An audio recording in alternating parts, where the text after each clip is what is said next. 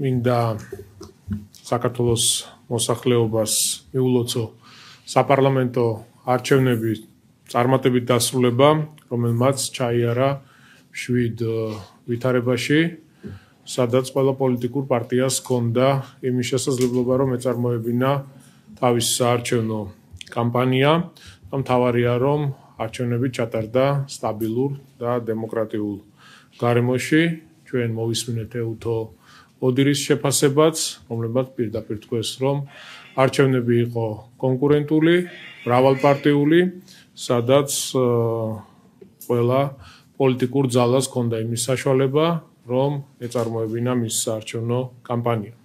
ჩვენი მოსახლეობის დიდმა ნაწილმა 1,100,000-მა ამომრჩეველმა არჩევანი გააკეთა ქვეყნის მშვიდობიან განვითარებაზე, სიმშვიდეზე და წინსვლაზე. ნდობა გამოუცხადა ქართულ ოცნებას.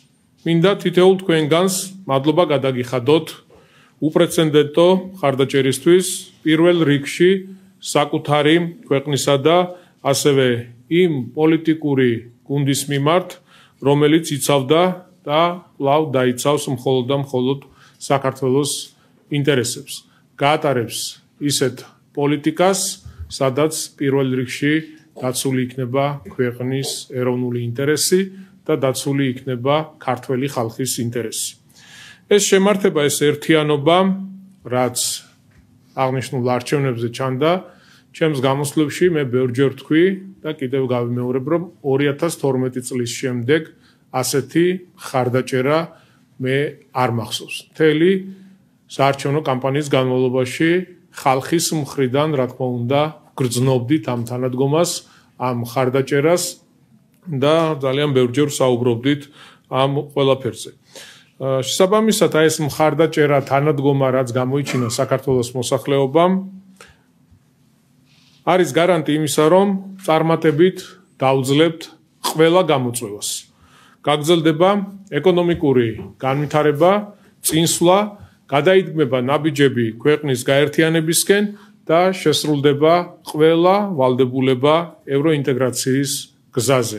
აქაც თუ კი რაიმე წარმატებას მივაღწიეთ ჩვენ ევროინტეგრაციის გზაზე, რა თქმა უნდა, ყველაფერი უკავშირდება 2012 წლის შემდგომ პერიოდს და ქართული ოცნების ხელისუფლებაში ყოფნის პერიოდს და რა თქმა უნდა, ეს გზა გაგრძელდება მომავალში. რაც შეეხება რადიკალურ ოპოზიციას და მათ უსუსურ მცდელობებს, ათასგვარი მანიპულაციით, საზოგადოების დეზინფორმირებით, ტყუილებით შექმნან საპროტესტო მუხტი, რასაკვირველია, იგი განწერულია მარცხისთვის. ეს დღეებია ჩვენ ვხედავთ მხოლოდ და მხოლოდ უსუსურ ბრალდებებს, ყოველგვარი ფაქტების გარეშე და მთელ ძალისხმევას ხარჯავენ ფეიქ ნიუსების შექმნაში, საზოგადოების დეზინფორმირებაში, ნაცვლად იმისა, რომ გაანალიზონ საკუთარი შეცდომები. არანაირი არგუმენტი, არანაირი ფაქტი არ არის წარმოდგენილი არჩევნების გაყალბებასთან დაკავშირებით. გუშინდელ დღემდე ყველაზე ძლიერი არგუმენტი და საჩივარი, რომელიც იყო დაწერილი, ეს იყო ერთ-ერთ უბანზე ორმა დამკვირვებელმა ერთმანეთი გადაკოცნაო. თუმცა გუშინ კიდევ ახალი არგუმენტი წარმოადგინეს და დღეის მდგომარეობით გუშინდელი არგუმენტი საოცრება იყო. ეს ეხება ერთ-ერთ მილიონერ ქალბატონს, რომელიც ბეჭდებით იჯდა საარჩევნო უბანზე და თავისი ღიმილით და თვალებში ყურებით ამომრჩეველზე ახორციელებდა ზეწოლას. აი ეს აქვს ყველაზე ძლიერი არგუმენტი დღეის მდგომარეობით, დანარჩენს ალბათ თენგო გვეტყვის, თუ რა და როგორ.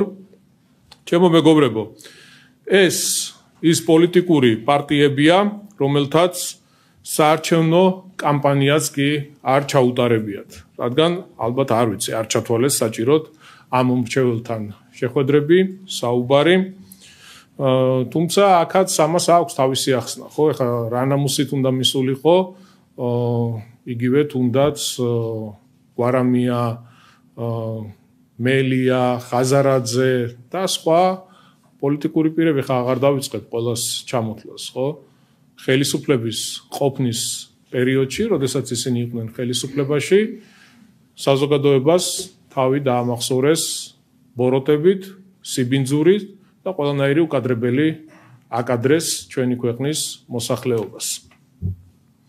მთელი ამ ხნის მანძილზე აწარმოებდნენ სამარცხვინო კამპანიას მოსახლეობის წინააღმდეგ, აბულინგებდნენ, შეურაცხყოფას აყენებდნენ, მონებად აცხადებდნენ ყველას, ვინც მათგან განსხვავებულ მოსაზრებას აფიქსირებდა. არ დატოვეს არც ერთი სფერო. რა ვიცი, ხელოვნება, სპორტი, ბიზნესი, ყველგან და ყველაფერს აყენებდნენ შეურაცხყოფას. მთელი ამ ხნის განმავლობაში მიმდინარეობდა მიზანმიმართული ბულინგი, სოციმედიაში ზიზღის კამპანია და რა თქმა უნდა, ამ ყველაფერზე საზოგადოებამ გასცა შესაბამისი პასუხი არჩევნების შედეგით. კიდევ ერთხელ ვიმეორებ, მე ბევრჯერ გამიკეთებია განცხადება და ახლაც ვიტყვი, რომ ეს ადამიანები რაღაც თავის Facebook ბაბლში არიან ჩაკეტილები და საერთოდ არ აინტერესებთ ირგვლივ რა ხდება. და არანაირი წვდომა არ აქვთ იმ რეალურ მდგომარეობაზე, რეალობას არიან მოწყვეტილები. და ასევე თავისი კამპანიით, ტყუილებით აჯერებდნენ თავის ამომრჩეველს, რომ ისინი იგებდნენ. აი იმ სიცრუის კამპანიით რაღაც სისულელეებს აქვეყნებდნენ, ხო გახსოვთ ეს გამოკითხვები, რომლებიც ყველაფერი იყო ტყუილზე დაფუძნებული. გადავხედოთ 2012 წლიდან მოყოლებული ყველა თქვენს მიერ ჩატარებული გამოკითხვა იქნება, exit poll-ი იქნება, აცდენილია რეალობას. და ამ მოცემულობით გქონდათ მცდელობა თქვენი საკუთარი ამომრჩეველი მოგეტყუებინათ, გეწარმოებინათ ისეთი კამპანია, სადაც თქვენ ამომრჩეველს აჯერებდით, რომ ვითომ იგებდით და რეალობაში ატყუებდით მათაც. ასევე მინდა ხაზი გაუსვა იმას, რომ აი ყველას და ყველაფერს დააბრალეთ არჩევნებში მარცხი, წაგება საკუთარი თავების გარდა. არავინ არ გამოსულა და არ გითქვიათ, რომ აი თქვენ რაღაცა პრობლემები გქონდათ და ამის გამო განიცადეთ მარცხი. არა, ყველას და ყველაფერს ამომრჩეველს აგინებთ. თქვენ საკუთარ ამომრჩეველს აყენებთ შეურაცხყოფას. ჯენზიმ წაგვაგებინა არჩევნებიო და ახალგაზრდებს აგინებდით. წარმოუდგენელია ეს თქვენი დამოკიდებულება და იმიტომ ხართ იმ მდგომარეობაში, სადაც დღეს იმყოფებით. კიდევ ერთხელ გეუბნებით, საქართველოში ბოროტება, სიყალბე, სიბინძურე, რასაც თქვენ კადრულობთ, ყოველთვის განწირული იქნება მარცხისთვის და მას არანაირი მომავალი არ აქვს. მინდა კიდევ ერთხელ გითხრათ, რომ ჩვენი მშვიდობის მოყვარე თავისუფალი სამართლიანი ხალხი არ დაუშვებს იმას, რომ ქვეყნის მართვა მიანდოს ყველანაირ სიბინძურეზე წამსვლელ ადამიანებს. რა ქვეყნის მართვაზეა, როგორ უნდა განდოთ თქვენ ხალხმა, ქვეყანა ზამთარში შეიძლება კაცმა თოვლის გუნდა არ განდოთ. რა ქვეყნის მართვაზეა საუბარი. და ეს ყველაფერი გამოწვეულია იმ ბოროტებით და იმ სიბინძურით, რასაც თქვენ კადრულობდით მთელი ამ კამპანიის და თქვენი მოღვაწეობის პერიოდში, ხელისუფლებაში ყოფნის დროსაც და ოპოზიციაში ყოფნის დროსაც. და ბოლოს, როგორც თბილისის მერმა, მინდა განსაკუთრებული მადლობა გადაგიხადოთ თქვენ თბილისელებს იმ დობისა და მხარდაჭერისთვის, რაც საპარლამენტო არჩევნებზე დაფიქსირდა.